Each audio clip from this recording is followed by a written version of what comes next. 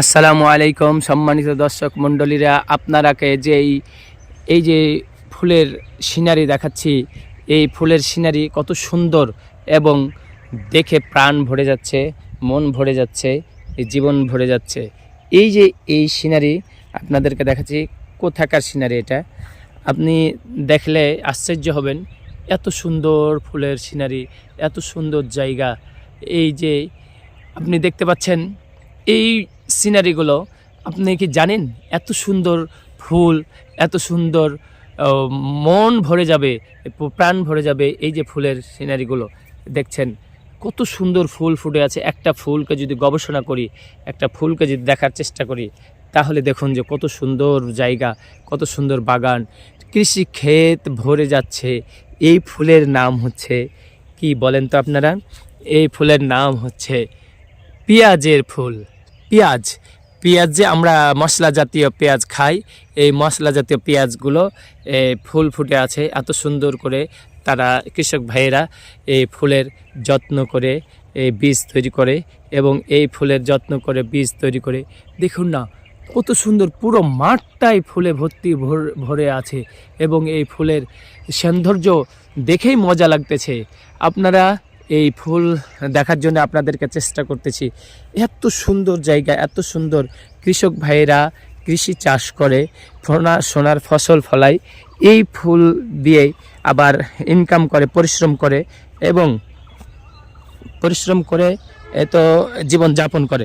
কিন্তু দেখুন আপনাদের এই সিনারিগুলো, এই ফুলের যদি এই ফুল যদি না দেখায় তাহলে তো বুঝতে পারবেন না।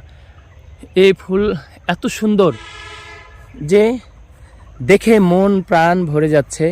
এবং এই পেঁয়াজ চাষ, এই পেঁয়াজের বীজ, এখন যে আমরা ছাঁচি পেঁয়াজ বলি, এই ছাঁচি পেঁয়াজটা তৈরি হয় এই ফুলের চাষ থেকে।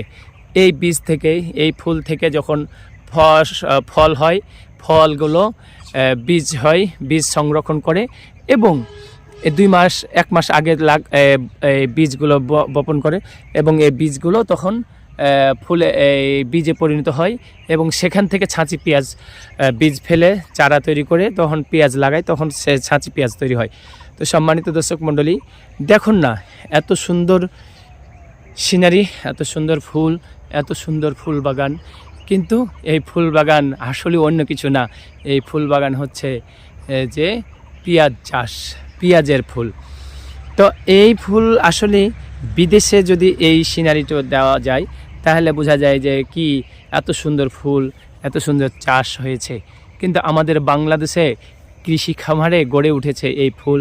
এই ফুল আমরা সংরক্ষণ করব, দেখব, কৃষক ভাইদেরকে দোয়া করব। কৃষক ভাইয়ের জন্য আমরা দোয়া করব যে আল্লাহ রব্বুল আলামিন কৃষক ভাইদেরকে আরও শক্তি দিন, আরও সঠিক পথ দেখ, এবং গবেষণা করুক। বিদেশ থেকে কী জন্য বীজ আনবে?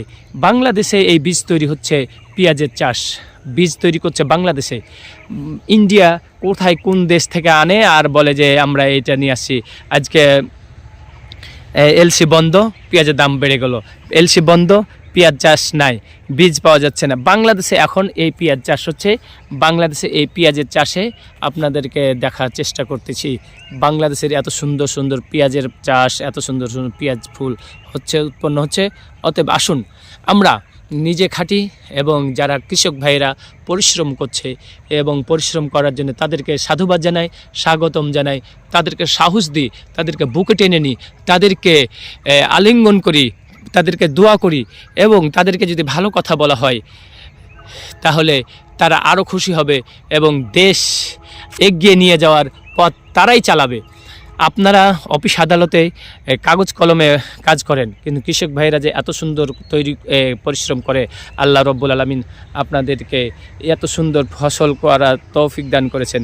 অতএব আসুন আমরা সেই সিনারি দেখে আজকের মতো শেষ করছি কৃষি দিবানিশি আজকের অনুষ্ঠান। আসসালামু আলাইকুম রহমতুল্লাহি ওয়া বারাকাতুহু। আপনাদেরকে কৃষি ফুলের বাগানের চাষ সম্পূর্ণটা দেখিয়ে আজকের মতো শেষ করব ইনশাআল্লাহ। আসসালামু আলাইকুম রহমতুল্লাহি ওয়া বারাকাতুহু।